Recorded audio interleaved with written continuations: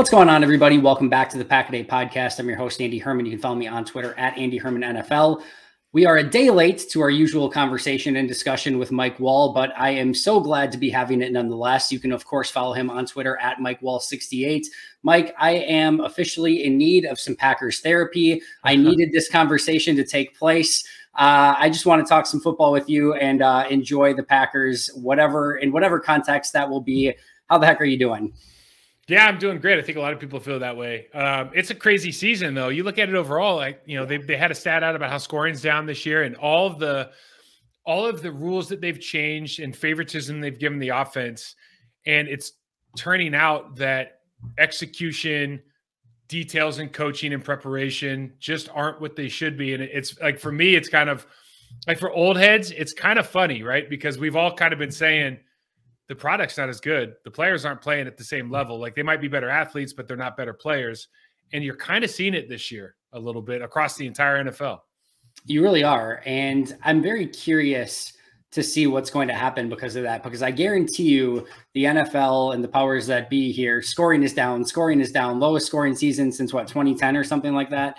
And they're not going to like that. And my fear is, and this isn't necessarily one of our talking points for today, but we'll talk about it anyway. My fear is not that they're going to allow teams to practice more and have more time to prepare and have, it's going to be, all right, what other handcuffs can we put on the defense to make it so that the offenses can be better? And we'll get a worse brand of football rather than a better brand of football. That's certainly what it looks like this year. And I know they say that roughing the passer penalties are down, but the egregious mistakes that have been made, even the game last night, like the one they gave Rodgers, 90, I forgot number 92's name, but the one he got on Rodgers on Brady late in the game last night. You watch that as a football aficionado and go, really? Yeah. That's what we're calling now? I mean, bang, bang, hit. And he kept his arms wrapped. Yeah. Cause that's his job. Like, that's what we're taught. You're taught to wrap up and take guys to the ground. And if it's a bang, bang play, you really don't have time to, like, I don't know if people appreciate how difficult it is to tackle another human to the ground. And in the time it takes to do that, like, wrap up, clinch, put your arm, put your shoulder, like, do it properly with good technique so nobody gets hurt. And then, by the way, unravel your arm so you don't fall on. Like, that's actually really hard to do. This isn't one of those deals where they're asking you to do something that's kind of frivolous and simple. But this is a skill that has to be learned every week. And, quite frankly, we'll probably talk about it on the show today. Like, I can tell you firsthand that the teams that don't focus on the basics and the fundamentals of tackling and blocking aren't very good at them. And aren't very good football teams right now, to say the least. But just in regards to that too, like, I don't remember the player. I don't remember the play. It was probably a few seasons ago, but there have legitimately been plays where the defender had the quarterback, like, in his grasp and kind of let go, being like, I'm not taking him to the ground. I don't want to do anything. Mm-hmm. And the quarterback escapes. Like, the defender was expecting the play to be, like, blown dead. Right. And then it's not. And the quarterback gets away and throws the ball down the field and makes a play on it. It's like, it's such a slippery slope with that stuff. Can you imagine what Dante Culpepper would do with this league right now? Like, Dante Culpepper is 275 pounds, man. Like, I remember our defensive ends, not our linebackers, our defense trying to arm tackle him. And he would shrug him off. I mean, can you imagine and Josh Allen's a stud and he's a great athlete and all this stuff. But Dante Culpepper's Josh Allen plus 20. Like, he's got 20 pounds of lower leg mass. You know, it's not happening, man. It would not be happening with him. Prime Cam Newton, prime Ben Roethlisberger, like, all those guys would be, it would be a totally different story. But all right, I want to open the floor to you. Obviously, I had a chance to listen to your podcast this week, but I will let you take this in any direction that you want to go in. Your thoughts on Packers Commanders, your frustrations, maybe anything that was a pleasant surprise. I don't care what direction you want to go in. I will open the floor to you. All right. Well, the most pleasant of surprises was that Zach Tom, I thought, played very admirably considering everything, the circumstances. Coming in on his first game as a pro, playing against a vaunted defensive line, in particular in the Washington Commanders, in a bad situation. I've been in a situation where you get called up like 2 hours before. I remember Earl Dotson had one of his migraines. I was starting at left guard, and they're like, so at least I was starting, right? Yep. And then they're like, oh, by the way, you're playing right tackle against the Denver Broncos today in Mile High. And that was, like, really tough. I can't imagine your rookie year going through that and not even knowing if you're going to suit up probably, and then you're the starting guy. So my hat's off to him. I don't know if we're going to have any more positive things to say about that game as far as what the Packers accomplished. I'll say this. We want more enthusiasm in our defense like we saw in the first quarter. We want more physical play that we saw in the first quarter from our defense swarming to the football, winning on their side of the line of scrimmage, cornerbacks, DBs, safeties, guys come up and making plays. I think we like, generally speaking, we're integrating more DB pressures, more stunts, using Quay Walker's skill set, what he, focusing on what he can do and not what he can't do right now, Agreed. And let him grow into the position. We talked about that on our show a little bit, and then offensively, man, it is, listen, I'll say this.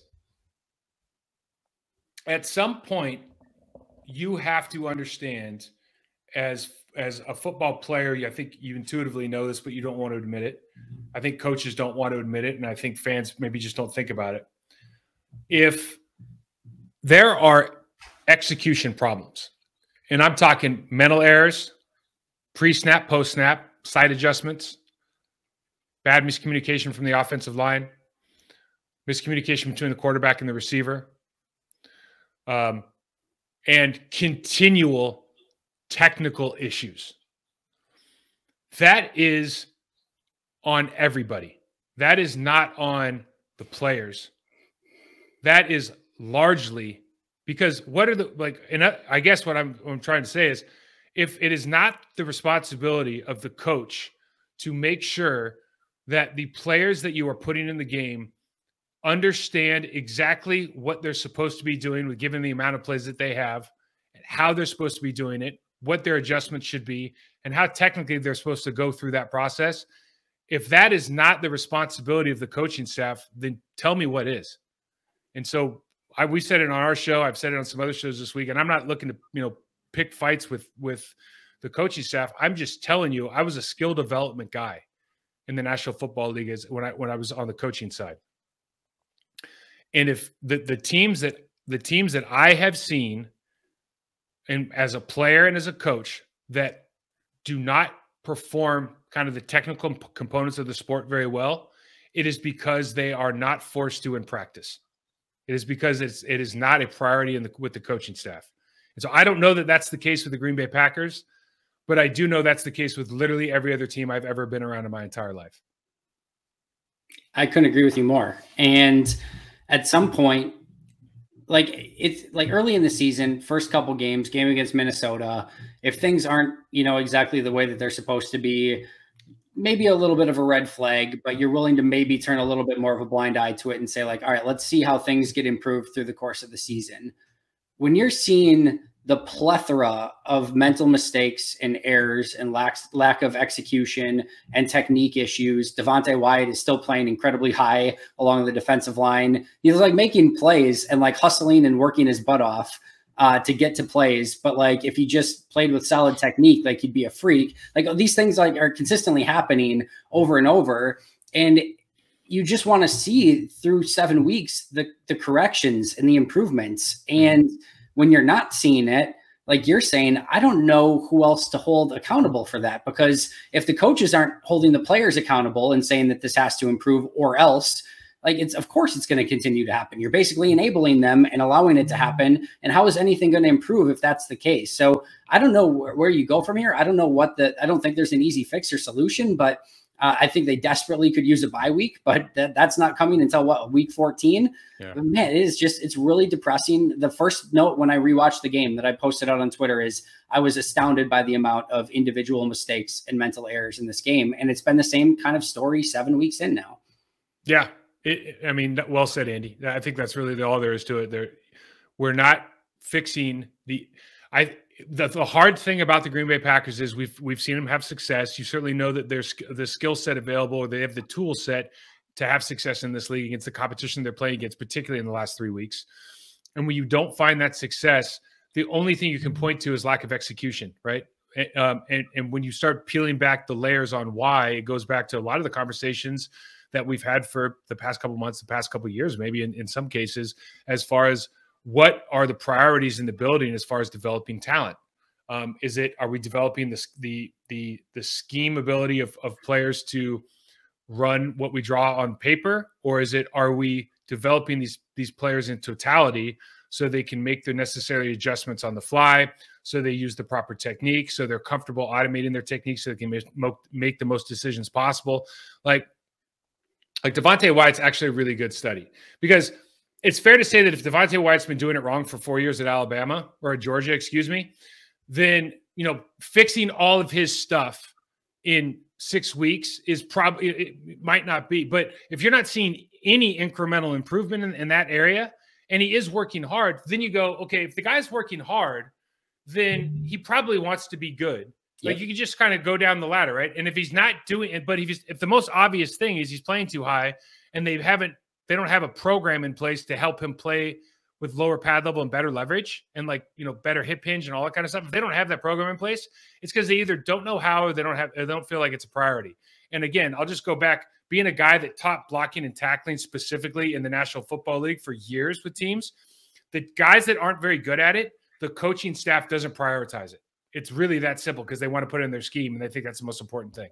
And that's what kind of is tough right now. Not to mention all the mental errors and everything, but I think it's a larger conversation, again, about how do you prioritize developing everything? Is it we're going to make these guys the best of the basics and we're going to run something that works for them this year? Or is it we have a scheme in place, we're going to fit these players into what our scheme is? And I think my concern, and as you know, Mike, I really like Matt LaFleur. I have a lot of, I'm very hopeful for what he can do with this team moving forward. But we saw last year that the biggest issue with the team over and over and over again was special teams. And it was very clear to everyone that there needed to be a massive turnaround and changes, and not just in players and personnel, but in how they performed and the techniques and all of it, right? And nothing ever happened, and they lose a playoff game because of it. It never improved throughout the course of the season.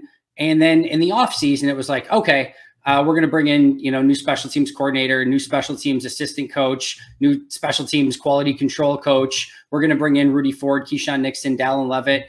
Well, that's all good. I like the direction that you take, but why did it take that long to implement? I get that you can't hire Rich Bisaccia in season. I get that you can't add Dallin Levitt, Rudy Ford, those guys necessarily in season, but at some point you've got to improve in the organization and make that turnaround and make it happen so that it's not reactive, and it's not like after the season when you're trying to, sort of redo everything. And my concern is that we're now 7 weeks in and seeing some of these same issues along the offensive line, with tackling on the defense, with run fits, with miscommunications in the defensive backfield.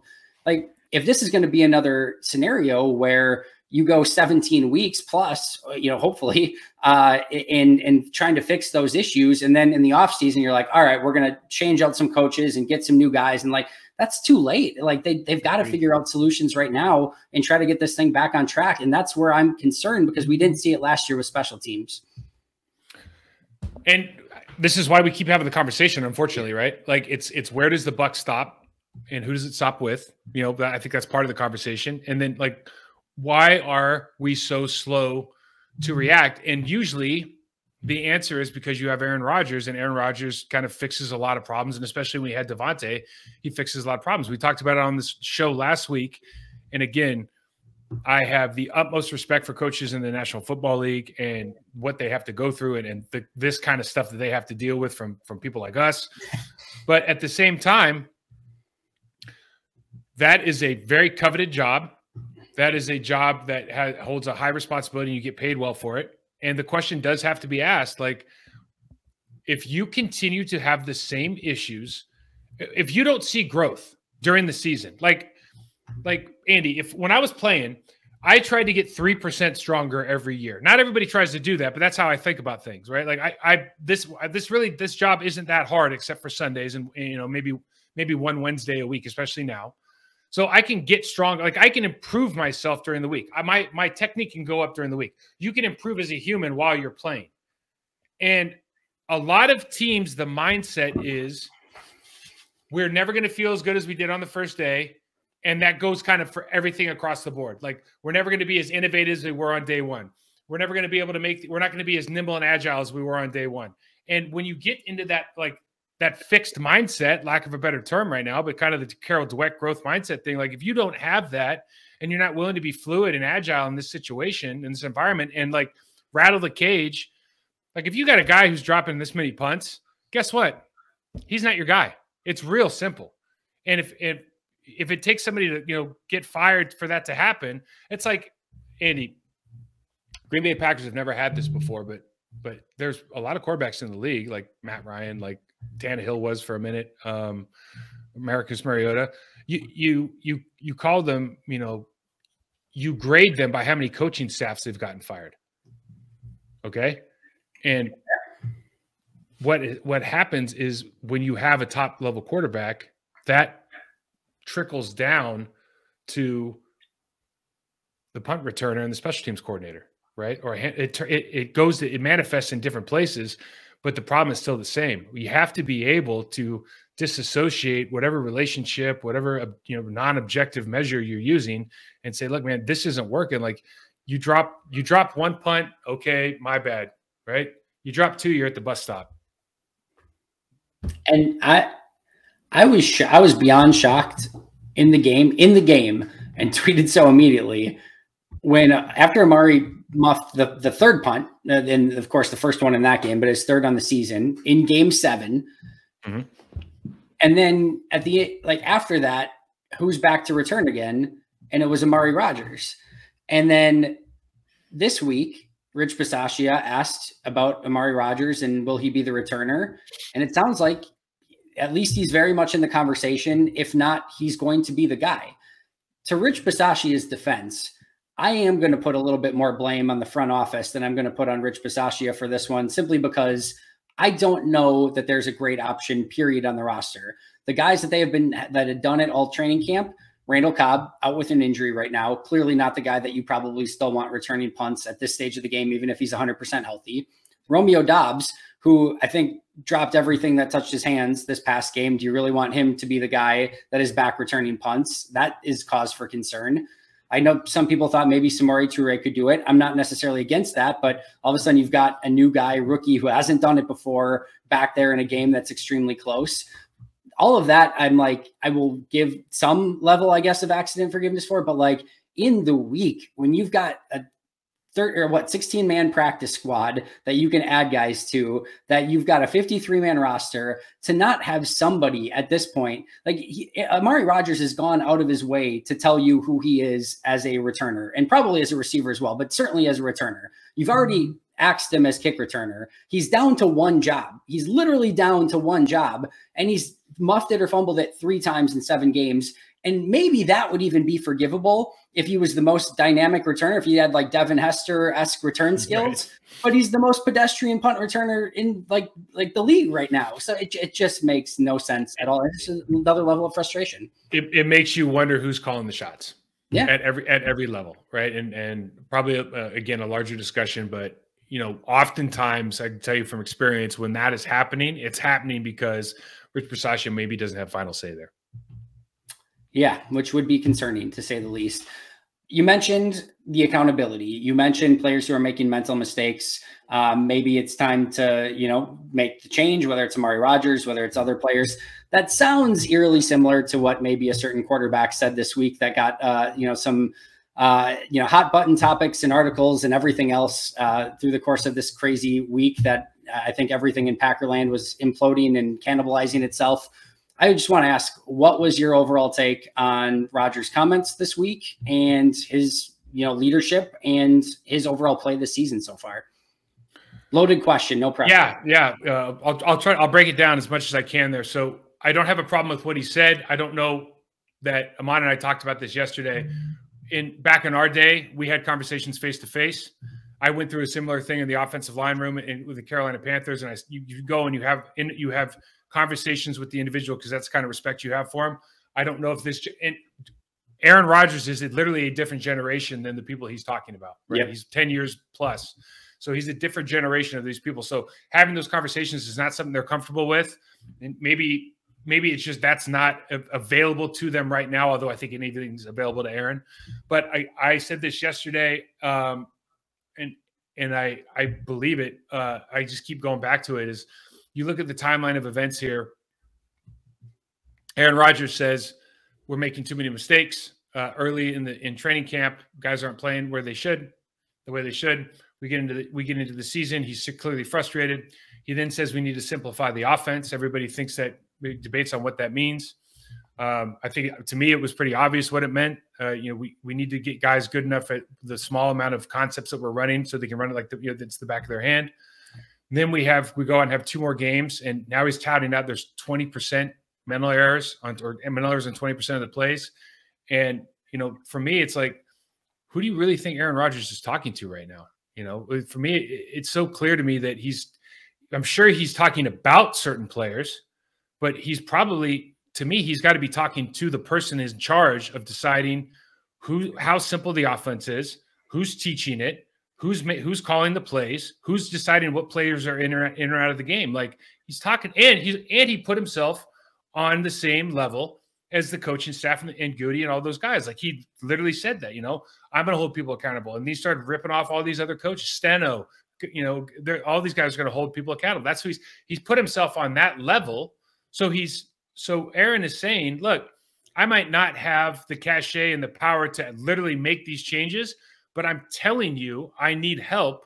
This is what I need. Help me. And I just, that part of it was always going to be an issue, bringing in a guy who's basically Aaron's age, who, they're probably very friendly. The relationship's different, certainly, than would be with a Mike McCarthy or a Mike Sherman or a Mike Holmgren, those type of coaches. And that was always going to be over the long term, an issue. Like, can Matt LaFleur take control of the situation away from Aaron Rodgers, or can he acquiesce to this star quarterback and make the tough decisions because he never really has to. He, as a head coach and as a coaching staff, these guys have never really had to work as hard as they're working right now, trying to figure out how to get by without Davante Adams. And the question for me is, like, very simply, who in that building is going to make the tough decisions right now in order to play up to the level of a Giants, a Commanders, a Jets, a Seahawks, all the Jaguars, all of which who have better offenses than we do at the moment? So let me ask you this. Let's just say that Rodgers is saying, we need to simplify stuff. We need to do, less motion. We need to, play Lazard and Watkins and Cobb and the veteran wide receivers, Robert Tonyan, Mercedes Lewis, Jones, Dillon. We need to, fix up the offensive line, which I think is the case no matter what happens moving forward. But he says that, and basically says, like, these are the plays I want to run. I want to kind of take control of the offense. Matt LaFleur, let's just say, on the other hand, is saying, like, if we need to have success, we need to use motion. We need to make it so that while maybe things on the beginning of the play are more complex, that we're giving you easy reads. We're making the defense think a little bit more. Like, let's just say that there is a difference of opinion on how to run the offense. Mm-hmm. If you're the head coach and putting your head coach hat on again, are you more apt to say, Rodgers, you need to get on my page and we need to do this thing this way because this is the way that we can win? Or are you more apt at this point to say, you know what? This hasn't been working. 12 has an idea of what he wants to do with the offense, what players he wants out there. He wants more autonomy. Let's give it to him and see what happens. I don't know the right answer, but I'm curious what direction you would go in. So there's 2 things. The first thing is you have to ask yourself, as a 4-time MVP, as arguably one of the greatest quarterbacks of all time, do you think Aaron Rodgers is incapable of running things the way that you want it? The answer is no. Okay. So then why would he be making those statements? Like, he's like, the thing that is so frustrating about your question, or the underlying problem behind your question, is that Aaron Rodgers is if not the best, one of the top 2 or 3 best players in the entire world, and arguably one of the top 5 best quarterbacks that has ever walked the face of this earth. And you're going to sit here and make a decision that Aaron Rodgers is saying, our guys, the guys that you're putting in the game, are not capable of picking up the information that you are putting down because they're not learning it, because your coaching staff isn't doing a good enough job, because they're not studying enough, whatever it is. they're not capable of picking it up and running it at a high level. If Aaron Rodgers is telling you that, he's not telling it to you because he's worried about his quality of play. He's telling it to you because you won't win any games. And what is frustrating is head coaches, offensive coordinators get jobs for running their schemes well with certain players, blah, blah, blah, blah, blah. This is how guys get jobs, right? I know Sean McVay. I know Kyle Shanahan. I run this offense. Put me in coach. I'm ready to play. This is how people get jobs in the National Football League now. And the idea that a Matt LaFleur, who is the head coach of the football team and has every right to do whatever he wants, but the idea that Matt LaFleur would even approach that thought process, like Aaron's worried about himself, or Aaron's thinking like his production is down, or the reason, like what? There's only one reason Aaron Rodgers would want something done a certain way, and it's because he is saying he already knows Aaron Rodgers. I think we can all tell by anytime he opens his mouth, like he thinks he's the smartest guy in the room and he thinks he's the best in the business. He's not lacking in confidence. So if he's telling you we need to do something, he's not saying it for his own benefit. He's saying it because your offense isn't working the way you're running it and we need to fix it. That is extremely well said. And I think certainly noteworthy for hopefully anyone listening as well. I know I took a lot away from that, but man, it's going to be really interesting to see where things go from here. And if this starts to improve or if things start to get worse, and then how those tensions kind of, could play off of each other as well, because there's a lot there. There's a lot to unpack. And I just think that this could get very interesting one way or the other, either in a very good way with overcoming adversity and finding a way for this football team to be successful, which becomes a great story, or hopefully not, but maybe the other direction. You mentioned earlier, I don't know, do you want to go offensive line or you want to go defense? I'll let you choose. I'm ready to rock. Let's go offensive line first. They reshuffled the offensive line.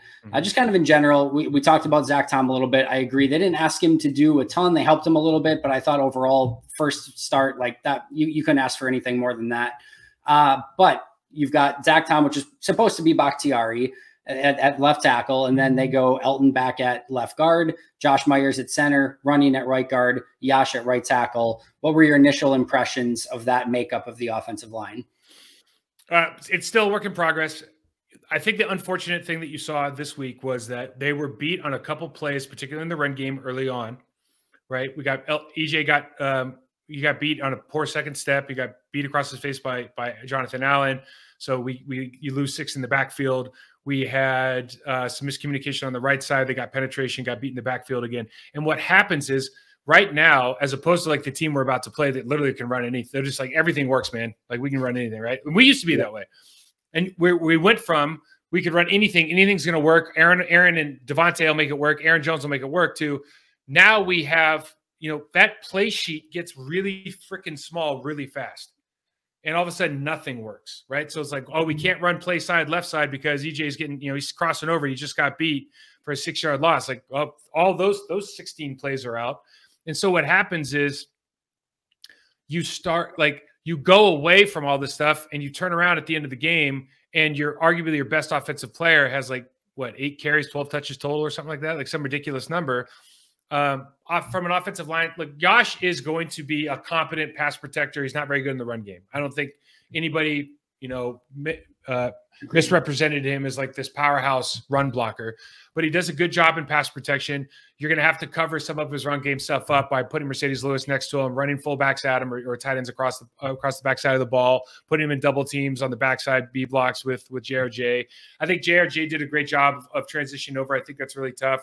Myers played pretty well, to be honest with you. And there's just, there's a couple mistakes here and there.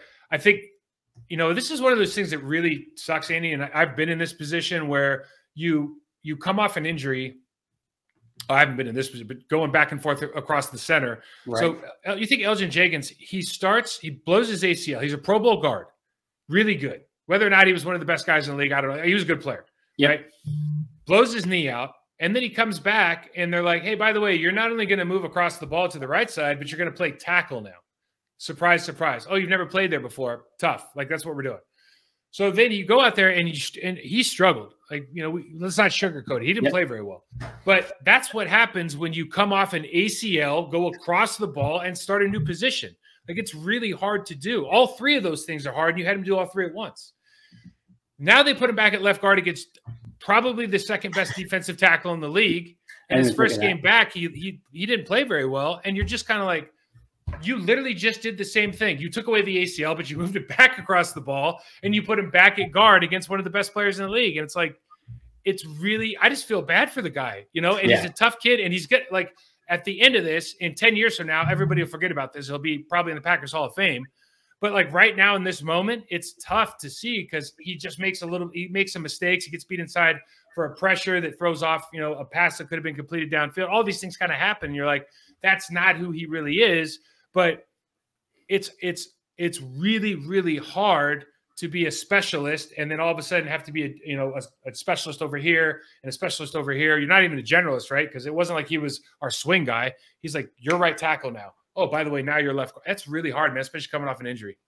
Reminds me of like when you play the drunk baseball where you got to like chug a beer and then spin around the baseball bat. Like the dude's been in the blender right now. Move to this side, come off an ACL injury, go against Jonathan Allen. Like, I didn't even think of, the fact that now going back to his natural position sounds great, but now you've got Jonathan Allen across from you as well, which is no cakewalk. And even if you get Daron Payne, well, that's not a whole heck of a lot easier either. So, man, I feel for him. I do hope they just keep this now where like keep him at left guard. Like don't be done with it. And John Runyon Jr. I thought looked competent enough moving to the right side that like just keep that. Myers at center and then Bakhtiari at left tackle. Hopefully he comes back sooner rather than later. That's going to be an ongoing issue probably, but and then just keep Yash, I think, at the right side too. I wouldn't mess with this too much anymore unless, 5 weeks from now you're sitting at the same thing and everything's still brutal. Maybe you have to take a look at it. But I like this configuration. I just think it's going to take time for players to get in their positions and get the communications down. But overall, even though I didn't think it went great, and like you said, it's a work in progress, I was overly optimistic coming out of that game. Yeah, and the thing that's interesting, like when I look at, because of its offensive line play, the last 3 games, you have different problems up front. So you go back to the Giants game, they have guys that really aren't gap penetrators, but they're like Dexter Lawrence is a huge earth mover. Okay, so he's a guy that's just you're going to have a hard time moving, getting up to the second level. You go play against the Jets, you have guys that just penetrate really, really well. Their first step is in the backfield, and those guys are going to be very difficult for our team to block, given the competency at those positions and inside in particular. Now you go back to this game, and they have first-round picks across the board. They're really good, but they're not necessarily penetrators. They're guys that'll read, that'll slip blocks, that do with great arm over, step insides. But if you run play action pass, if you do if you run some doubles, like you can kind of keep them at bay in pass pro. They're not as effective as like the New York Jets team might be. Now you're going to go play the Bills, and they've got Ed Oliver, and they've got what's his 97 from Miami. One of my Rousseau. But yeah, well, they have Greg Rousseau and they have Von Miller on the outside, but I'm talking about on the inside. They've got cats on the inside that are not afraid to bull rush, and are not afraid to in passing situations. I'm talking about Jordan Phillips, who had a great first game. He's kind of been quiet down, but he still presses the pocket. And so these guys can really penetrate. Ed Oliver in particular, kid out of Houston for a couple of years ago, he can really penetrate. Like this will be another one of those games where are we able to keep those guys off of Aaron's feet? Yeah, it's going to be a tough matchup for this Packers offensive line. Doesn't get easier this week against the Buffalo Bills. Want to end on a positive as much as we can. You did mention Quay Walker earlier. It seemed like there was a concerted effort from this Packers coaching staff to let him play faster, not think as much, use his athleticism, kind of attack the football. They blitzed him a few times with some success. I thought there were a couple hiccups, no question about it, but I thought this was a really nice game from Quay Walker and hopefully something he can build on moving forward. Well, a couple of weeks ago, they started trying to move him and they tried to run some linebacker pressures with him. And it was one of those games where he had a couple mental errors. He fired when he wasn't supposed to fire. He didn't pick up the back on the way out, and they got some big plays on him. And so this is the game where he was getting closer to getting home. And I think when you're playing a young guy, and we've already talked about it on the show before, and he's got incredible athleticism. I think on the pick six, you see the way he can move, right? It just kind of pops off the screen the way he's running down. And I'm talking about Devondre's pick six, but the way that he's running He with went him is up and amazing. blocked. Yep. And it just kind of shows his athleticism. And so what you do as a coordinator or a position coach, you go, okay, let's put this kid in a position to get as much experience as he can, and then play with giving him a very, very direct assignment. How do you give somebody a direct assignment at the linebacker position? Well, you either lock him up in man coverage or you send him on a dog, right? Because you have to fill the B gap. You have to go, under the 3 technique. You have to go to the C gap. You have to rush the running back. You just try to get him to use his athleticism, because it's not like you're hiding him. You're developing him. You're just doing it in a way that he doesn't have to use his football IQ as much every single play. And so you can go out there, like you said, and play fast and have the opportunity to make some plays and build that confidence. So you like to see that. Obviously, as with everything, the Nostradamus Packer guys of the world have been saying that for a while now, but it's good to see that they're starting to move on. Totally agreed and totally fair. Last but not least, what are you looking for in Bills Packers this weekend? If Green Bay were to pull off the win, what do they need to do? The Bills are really, really good. I think the Bills are first in offense, second in defense. Coming off a bye week at home. The pass rush is a huge concern. Greg Rousseau and Von Miller are both playing really well. Those inside guys, like we talked about. The field has to expand for the Green Bay Packers. The horizontal passing game isn't going to play. And we highlighted it on our show yesterday with a couple clips. There's a lot, there's plays to be made. There are plays that are available in the passing game. There's under center play action pass. There's motion concepts that soften up their defense and allow for a lot of deep sail routes and deep ends and whatnot. Trips, bunch concepts against their defense seem to work well because it softens everything up. The hard part is with this game, there's just if you look at their explosive runs they've given up on defense, there's 10 of them, 13 of them. They're 3.5 yards against per game or per play against the run. They're just extremely well coached. They play hard. Their linebackers are awesome, flat out awesome players. Both from Tremaine Edwards and Matt Milano are really, really good. And offensively, Josh Allen, man, he is. The Bills are essentially what the Packers used to be. You literally took the word. They're a team right now that they're every play is a touchdown. Worst case scenario, we throw it down, we check it down for 5 yards. That's the worst thing that's going to happen in this play. And if we throw a pick, if we he can make every play, so every window's open. So they can literally do it whatever they want. And I know the same things with Aaron Rodgers, but they're running those plays and he's making those throws right now. And if he gives up a sack, if he has a pick, it's they don't even care. I mean, because they just go, the next play will score a touchdown. Who cares? They just have that kind of confidence right now. They're rolling. And I do not know. It's an 11-point spread, right? Yep. It's a tough game.